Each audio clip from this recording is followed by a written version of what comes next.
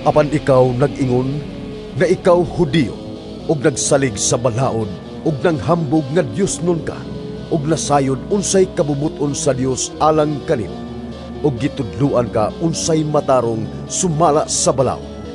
Naniguro ka nga ikaw giyas sa mga buta, kahayag sa anaa sa kangitngit, magtutudlo sa mga buang-buang ug sa mga walay alamag. Nasayod ka nga anaa sa balaod ang kahupnganan sa kahibalo ug sa kamatuoran. Kay ikaw nagtudlo man sa uban, nganong dili mo man tudluan ang imong kaugalingon. Nagwali ka man nga gidili ang pagpangawat, mangawat ka ba diay? Nag-ingon ka man nga ayaw panapaw, manapaw ka ba diay?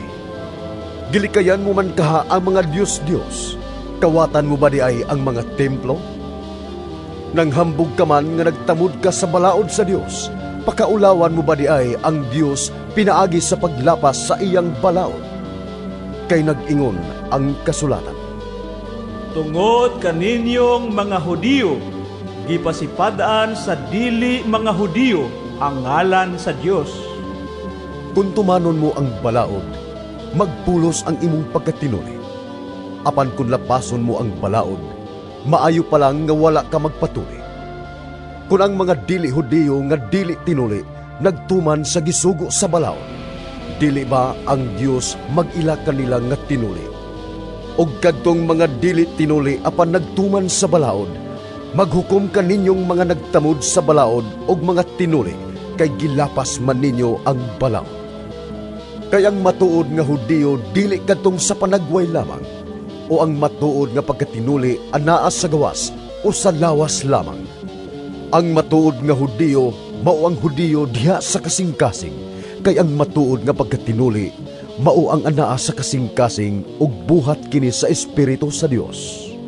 Dili sa sinulat nga balaod, makadawat kining tawhana ug pagday gikan sa Dios, dili gikan sa mga tao.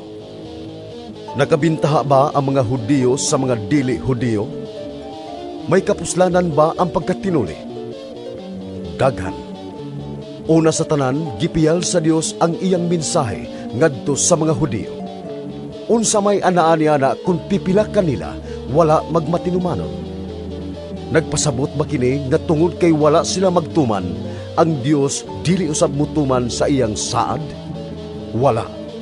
Magpabilin nga maminatud-on ang Dios, bisan pa og bakakon ang tanang tao, sumala sa kasulatan. Sa imong pagpanulti, makita gayud nga matarong ka, og mudaog ka sa dihang hukman ka. Apan kon ang atong pagkadautan makapadayag hinuon sa pagkamatarong sa Dios, muingon ba kita nga dili matarong ang Dios sa iyang pagsilot kanato? Nagsulti lang ko sa mahimong isulti sa mga tao. Dili gayon, kay kung dili matarong ang Dios, unsaon man niya paghukom sa kalibutan?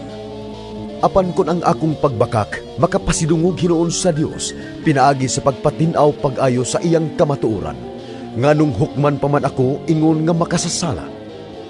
Nganong dili na lang kita mo ingon, magbuhat kitag dautan aron mo resulta ang maayo. Gani may nag-insulto kanako pinaagi sa pagpasangil nga ako nagsulti nining butanga. Silutan gayon sila sa angay kanila.